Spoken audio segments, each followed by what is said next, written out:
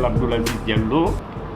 Je suis le président de l'association des amis de la langue et de la culture Peul, Capitale Poulabou. Capitale Poulabou, Mali, qui est cette année vieille de 26 ans.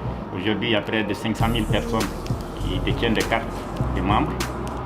Mais ce qui est très significatif, qu'il faut retenir, que tous les Peuls du Mali, tous les amis des Peuls du Mali se réclament des Capitale Poulabou. Nous avons des coordinations régionales, nous avons des coordinations au niveau des communes, nous avons des coordinations au niveau des villages. Et c'est ici, quand j'étais encore président de Capitale Poulabou, que nous avons créé un grand mouvement, Capitale Poulabou International. Le siège de l'association de Capitale Poulabou International, c'est ici, au niveau du Mali. Donc au départ, l'objectif c'était la promotion de la langue, c'était la promotion de la culture.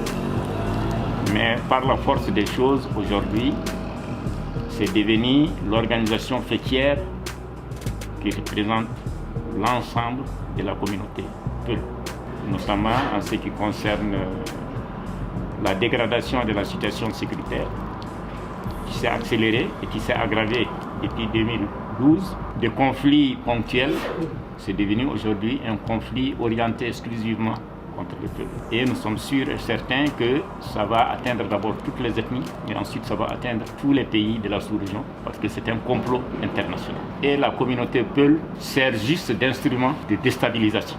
Au départ, ceux qui voulaient déstabiliser le pays pensaient s'appuyer sur une milice constituée des Peuls. Les Peuls n'ont jamais accepté ça.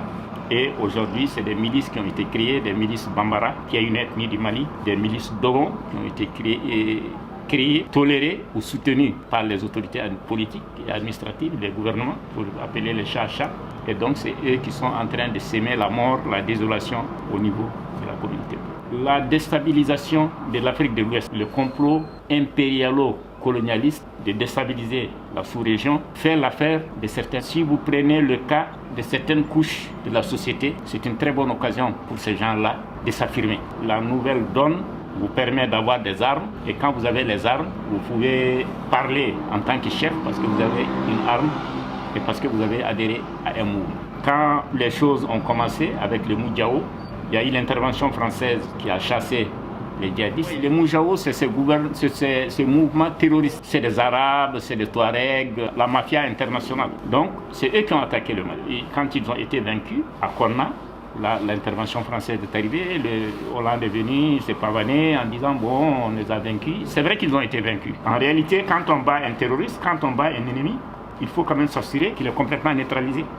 Et ça n'a pas été la préoccupation. Les autorités maliennes d'alors, la transition du Mali, le gouvernement français, ils l'ont mis dans la tête des gens. Il faut prendre Gao, il faut prendre les régions du Nord, il faut prendre Kida. Donc les djihadistes qui n'avaient pas été vaincus se sont cachés. Ceux qui n'étaient pas morts se sont cachés. Et quand la situation est redevenue calme, ils sont revenus avec des armes. Donc ça les permettait de régler leurs préoccupations. Il y en a qui avaient des préoccupations foncières. Il y en a qui voulaient récupérer les terres. Il y en a qui voulaient faire une réorganisation territoriale pour l'accès au pâturage, l'accès au ceci ou cela. Il y en avait qui pensaient, bon, l'aristocratie, c'est des féodaux, il faut changer l'ordre ancien. Et ensuite, il y a les narcotrafiquants, trafic d'armes, trafic de toutes sortes. Ceux qui sont vraiment djihadistes, religieux, qui ont des préoccupations musulmanes, il y en avait très peu. Quand on veut déstabiliser un pays, quand on veut déstabiliser une famille ou un village ou un territoire, on s'attaque au maillon le plus faible. Et le maillon le plus faible de la sous-région, c'est le Mali. Parce qu'il y avait déjà ces mouvements autonomistes, les Touaregs. Ça datait d'avant l'indépendance et ensuite ça continuait en 63. Ensuite, il y a eu des rébellions récurrentes. Ensuite, les choses ont évolué. Il fallait trouver une population cible suffisamment représentée au niveau du pays pour poursuivre la déstabilisation. En trouvant les Peuls, ils ont trouvé ce qu'ils cherchaient. Au sein des mouvements rebelles qui opéraient, il y avait des Peuls. Les djihadismes aussi qui voulaient s'installer, le terrorisme international, ont dit bon, on va s'appuyer sur l'islam. Et donc dans ces zones, il y avait des écoles coraniques partout. Donc on va s'appuyer sur les maîtres coraniques, sur les écoles coraniques, trouver les gens, les germes qu'on a sémés, parce que les germes existaient. Moi j'ai écrit un document, j'ai fait une étude sur les conflits communautaires au Mali, sur la criminalité transfrontalière dans les années 96, 98, 99. Il y avait ce qu'ils appelaient la dawa. Ils ont installé des gens pour tout, pour faire les prêches, pour essayer de changer un certain nombre de choses. J'ai attiré l'attention, j'ai dit attention, ça c'est des gens que vous ne contrôlez pas. ce qu'ils sont en train de s'aimer, le jour que ça va grandir, ça va déstabiliser la région. Personne ne nous a pris au sérieux. Des tracts ont été jetés par des étudiants en décrivant Front de libération du Massif. Tous c'était des jeunes de lycée qui avaient écrit un truc sur les papiers, et ça a été ramassé et toute la presse internationale s'est décédée. Donc on a dit, bon, le chef du Front de libération du Massif, c'est Amadou Koufa, qui est devenu radical par la force des choses, mais qui était un grand parleur. Il chantait pour les jeunes dames, les jeunes filles. Comme des gens souvent, c'est très fréquent même dans les territoires de l'ouest, du Mali, Mauritanie, Sénégal, où des gens, ils ont bien étudié le Coran, mais après, ils deviennent des sortes de troubadours. Ils appellent ça Talibombi un peu, ou bien Almou Bengaï. Donc c'était quelqu'un qui parlait bien, qui avait une très bonne diction, qui pouvait bien faire leur affaire. Moi, on m'a envoyé des cassettes où il chantait que c'était mieux d'avoir une belle fille toute la soirée que d'aller à la Mecque. Après, si on vous dit qu'il est devenu chef des djihadistes, c'est quand même curieux. Quand on lui a dit le front, il ne pouvait même pas répéter la phrase. Il dit que si on lui dit, quand il va du Massina, ça il sait de quoi on parle. Mais en faisant des remontrances à des personnes qui étaient venues de la zone du Niger et ensuite qui l'ont quitté, il leur a dit, bon, c'est quand même dommage, je vous ai fait confiance, j'ai plaidé pour vous.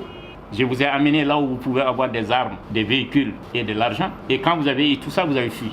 Donc je vous demande au moins de garder l'argent, de ramener les armes et les véhicules.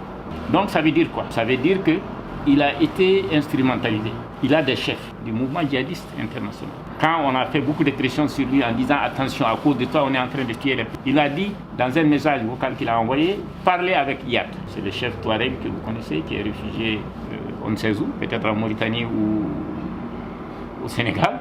Il a dit, si Yad nous dit aujourd'hui de déposer les armes, nous allons l'aider.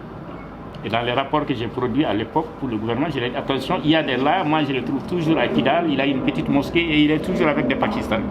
En tout cas, des gens qu'on m'a dit que c'est des Pakistanais, c'est des teints clairs avec des barbes. J'ai dit au gouvernement, j'ai dit attention, il y a quelque chose de très grave qui va nous arriver. Parce qu'ils ont mis en place une stratégie. Il faut tout faire pour amener les Peuls à entrer dans la bagarre. Dans une communauté qui n'est pas Peul, on cible une personne très populaire et on l'assassine. On fait tout pour qu'on pense que les assassins, que c'est des Peuls. Ça entraîne répression contre répression. C'est ce qui est arrivé à Malemana, où il y a eu les premiers carnages contre les Peuls. Au mois de mai 2015, ils ont ciblé un jeune Bambara, très populaire, c'était le chef de la jeunesse de toute la province. Le Kareri, c'est comme si vous disiez par exemple Fouta. Il a été assassiné par des inconnus, des gens qui sont venus en moto, qui l'ont tué. La communauté était en colère. Ils ont accusé les Peuls. Ils ont dit les Peuls, bon, on est ensemble depuis quand même 8 siècles, mais venez aujourd'hui, on va faire un sacrifice de bœuf. Tous ceux qui étaient venus ont été assassinés. Ils ont communiqué avec nous, ils ont dit les gens ont été assassinés. Il dit que l'imam a dit comme ils ont été assassinés, il faut juste leur mettre des gouttes d'eau sur le corps et aller les enterrer. Et ceux qui étaient allés les enterrer ont été tous tués au cimetière par les Bambara, parents de ce monsieur qui a été assassiné. Un seul monsieur a été sauvé parce qu'ils les ont tués en début de soirée. Donc un monsieur a pu se faufiler pour rentrer dans un programme. Moi, le lendemain, j'ai quitté, j'ai été sur place. C'était terrible, des petits bergers qu'on trouve autour des points d'eau. On les tue et on les brûle. C'était au mois de mai, c'était le mois très chaud. Vous êtes Peuls, vous savez très bien que c'est le moment où les Peuls sont dispersés. Les transhumants. Une famille ici, une famille là, une famille là, une famille là. Tous ceux qu'ils ont vus, ils les ont tués. Nous, on a pu récupérer certaines femmes. On a trouvé des véhicules pour les mettre là-dedans et les amener. Il y en a même des femmes qui ont accouché dans des camions. Malheureusement, on n'a pas tiré les leçons. C'est ce qui plus tard va arriver au niveau de Kémassina.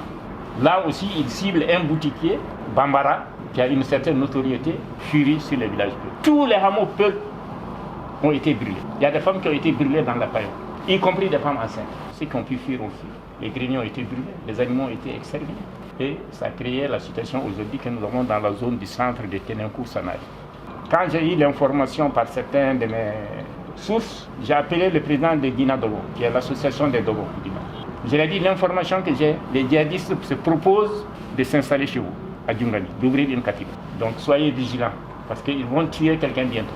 Et s'ils tuent quelqu'un, s'il vous plaît, dites aux gens de ne pas réagir sur la communauté. C'est ce qu'ils ont fait. Ils ont d'abord tué un conseiller communal. Ensuite, un chasseur, ils auraient pu tuer le chasseur et son frère. Non, ils ont tué le grand frère, ils ont laissé le petit frère, qui a été couru dans leur village pour dire « Ah, c'est les Peuls qui nous ont tirés dessus ».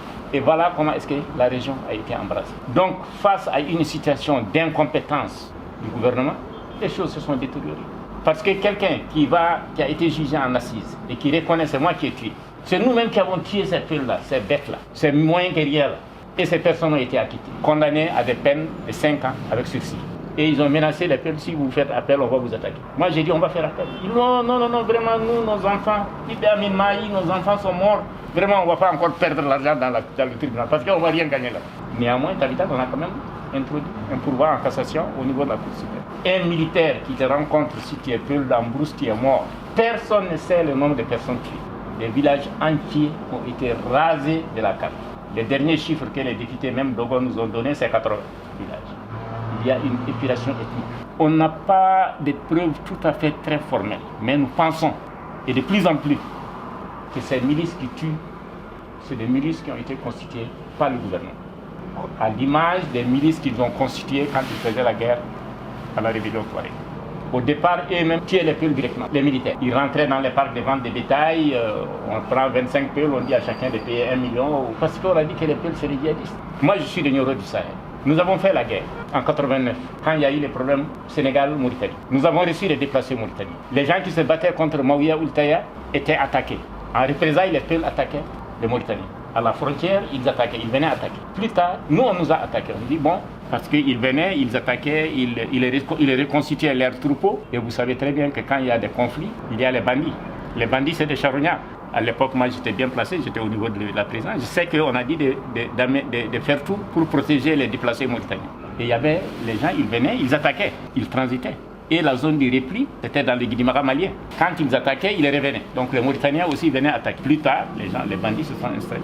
Donc ce n'est plus les Mauritaniens, donc ils attaquaient tout le monde. Et finalement, les Soninké ont commencé à nous attaquer en disant, ah, si les Mauritaniens nous attaquent, les bandits mauritaniens nous attaquent, les Peuls nous attaquent, c'est vous. Et c'est ce qui s'est transporté chez nous en conflit Peul-Soninké. Et donc, en représailles, les Soninké attaquaient les villages Peuls. En disant, oui, si on nous a rasiés, les Mauritaniens ou bien les Haratines aussi qui venaient, si les Peuls, avant de nous rasier, ils passent la nuit chez vous ou ils passent la journée chez vous. Pour revenir au centre, dans la tête des gens que les Peuls, c'est des djihadistes.